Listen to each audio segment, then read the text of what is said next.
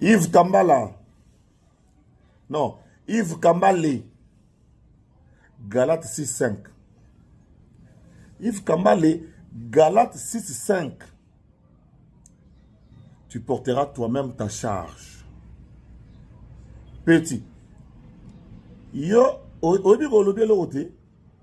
Mais il y a quand même un seul mois de cadrage. Il y a non. Place où on a dit boy, on a recadré, on a bêti sur le zalaki et puis ma cambocilité. Dossier et silité. Les services vont continuer à faire leur travail. Chacun doit se justifier pourquoi il s'est comporté de telle ou telle autre manière. Voilà pourquoi je parle de Galatie 5. Yves Kambala, tu ne nous as pas dit. Si vous avez une invitation numéro combien, puis vous avez un message numéro combien? Petit, malhonnête. Tu es un malhonnête et un infiltré. Yves Kambala, je persiste et je signe que c'est moi qui t'ai fait venir pour la première fois en Europe. Ce qu'on a poto, c'est moi, Zachary. Où il y a le même jour et sur le même dossier que, excusez-moi, vous n'avez pas gentil. Où il y a le même dossier que Mami, il est là. On a signé, on a une prise en charge garant pour un visa. Zachary Bababaswe. Je persiste et je signe.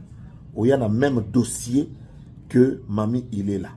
D'ailleurs, c'est à cause il y a bino groupe en commençant par toi, bateau botikala na poto, mais na comme il y a un problème il y a bengi sabatu. Parce que bateau belé botikala ki. La preuve na boto la yo passeport pour nous boire en ngunda na ndenge na yo. Yves Kambala. Deuxièmement, Yves Kambala. Aux appena touti de père touti de père rwandais et de mère burundaise. Tu es un vrai infiltré. Lélo, nous avons ce qu'on appelle les Banyamulenge. Ce sont des populations d'origine de Tutsi, parce que dans le peuplement du Congo, dans les origines du Congo, il n'y avait pas de Tutsi. Mais il y a des Tutsi qui sont arrivés au Congo, qu'on appelle les Banyamulenge, où il y a donc, Lélo, comment on ministre, comment on te belé. Batika na comme na bango. Il y a qui Rwandais, il y a qui Burundais. Mais yo, on a plus dangereux.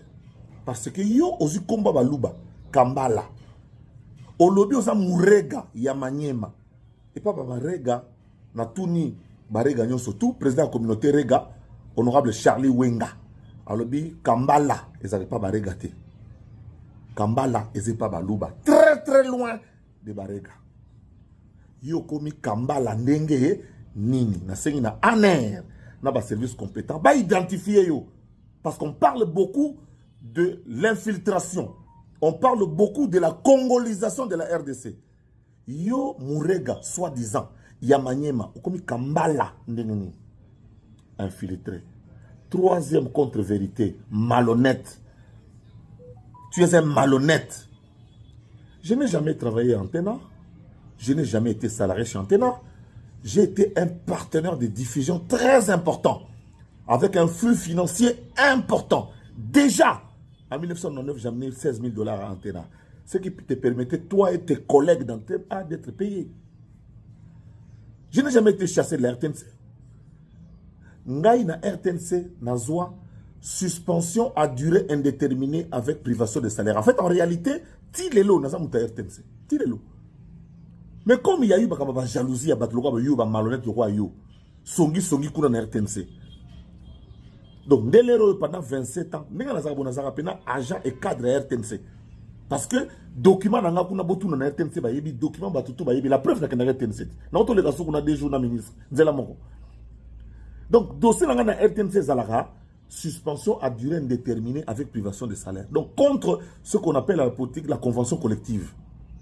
Pourquoi suspendre les fonctionnaires bongoté parce que le salaire a un caractère alimentaire. Ça, c'est quelques petites notions de droit que je peux donner à toi. Un D6. Oui, na poto me profiter de la formation. Donc, n'est-ce pas la jour na olingana réhabilité RTNC na rozonga. Parce que ce n'était qu'une mesure administrative.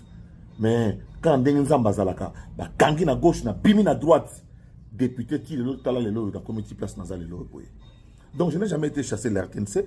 J'étais suspendu à durée indéterminée avec privation de salaire entre-temps dans celle Makamnanga Moussousou. Et puis, il y a un poids et pas Nabino, on a kenapé dans l'horizon. Même les messieurs qui sont dans l'horizon 33, même les messieurs qui sont dans la RTNC, les comme on les a chaîne dans Ngamoko. na TNT pour na TV na ngamoko pour ambiaka na TV na ngamoko yo yeka po zwa na Congo zani oyo ko zwa oyo biso ko tonga pour na Congo za ndako te otonga oyo biso ko tonga otonga chebino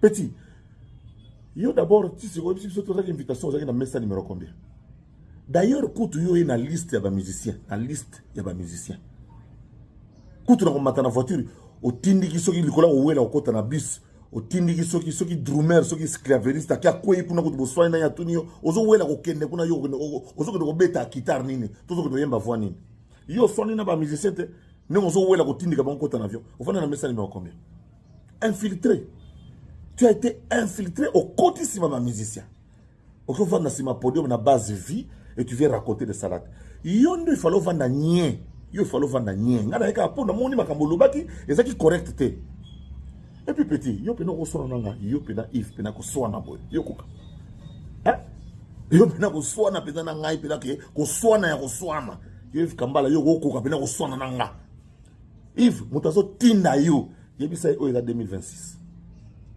et puis non vraiment président Zamouté Mounene. Président Zamouté Mounene. D'ailleurs, comme ça, on va le mais le dossier continue. Le dossier s'il n'en est, il continue à faire pour distraire la population. Donc, il est très important. Il y a Mboka Rosala. Le parazo bête a toujours gagné.